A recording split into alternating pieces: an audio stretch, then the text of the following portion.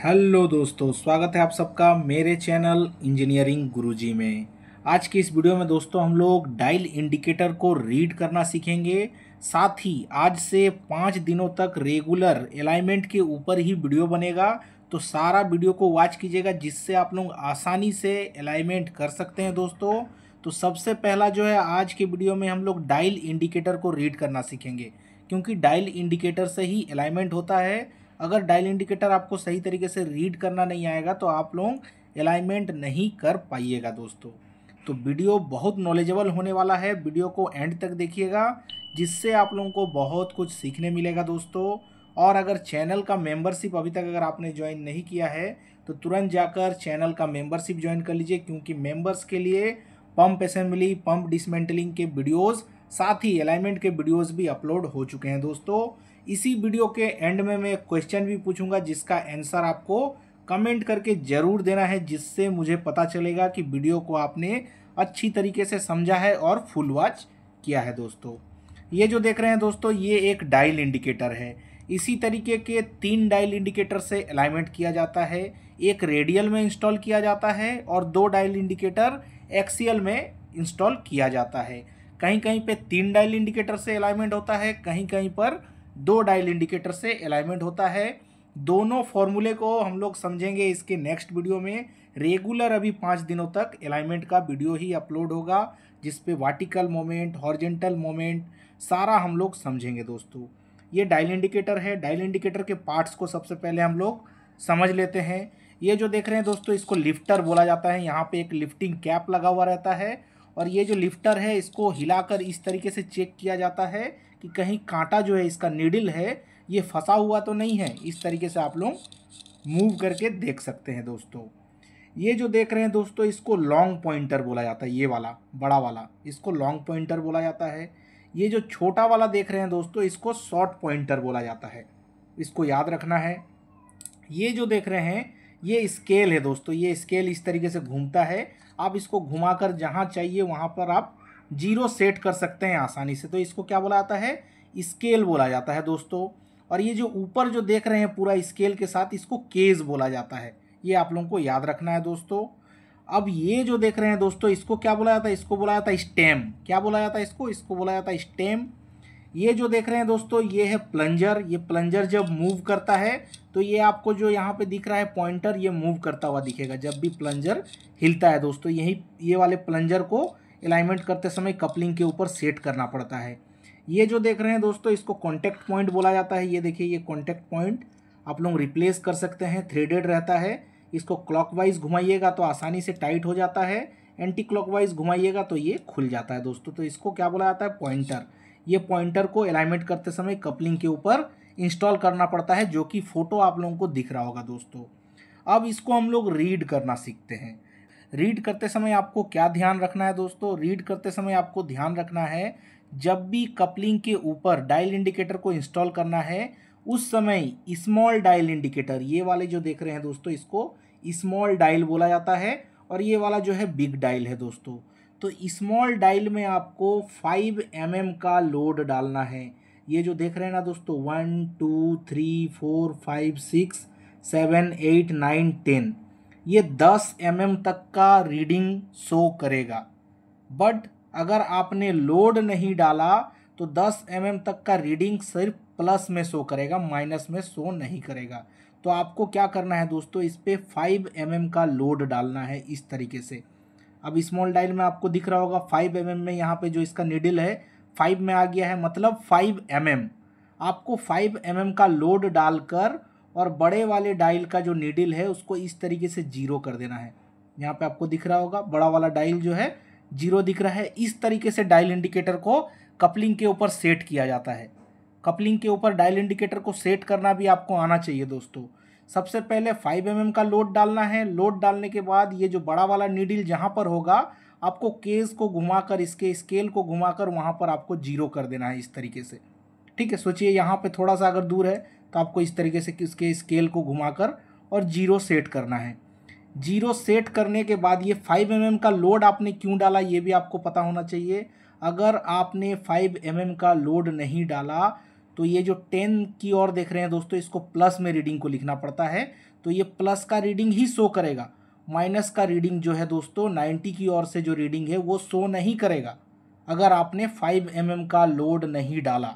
इसको याद रखना है दोस्तों। आपसे पूछा भी जा सकता है कि डायल इंडिकेटर में 5 mm का लोड क्यों डाला जाता है, तो इस समय आपको बताना है 5 mm का लोड प्लस और माइनस दोनों रीडिंग को जानने के लिए 5 mm का लोड डाला जाता है। जब आप डायल इंडिकेटर में 5 mm का लोड डाल देते हैं उस समय जो डायल इंडिकेटर है उसका मैक्सिमम रीडिंग लेने का जो कैपेसिटी है वो 5 mm हो जाता है दोस्तों। अभी ये जो डायल देख रहे हैं, जब आपने 5 mm का लोड डाल दिया और 0 सेट कर दिया बड़े वाले नीडल को, तो वो 5 mm में प्लस में रीडिंग को बताएगा अगर आउट है तो, और माइनस में रीडिंग को बताएगा 5 mm अगर आउट है तो, 10 mm नहीं बताएगा अभी, ठीक है।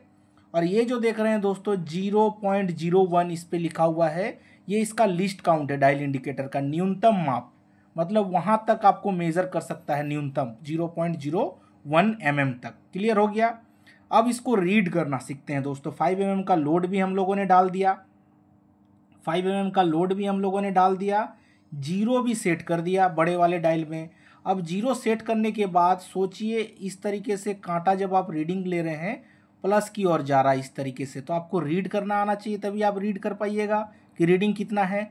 तो 0 के बाद जो पहला लकीर है दोस्तों वो है 0.01, पहला लकीर, 0 के बाद पहला लकीर वो प्लस की ओर हो या माइनस की ओर हो। 0 के बाद जो पहला लकीर है दोस्तों वो हो जाता है 0.01, फिर 0.02, 0.03, फिर 0.04, फिर यहाँ जो थोड़ा सा बड़ा आपको दिख रहा है ये वाला कांटा वो 0.05, फिर 0.06, 0.07, 0.08, 0.09, फिर यहाँ पे हो जाएगा कितना दोस्तों 0.1, कितना हो जाएगा 0.1।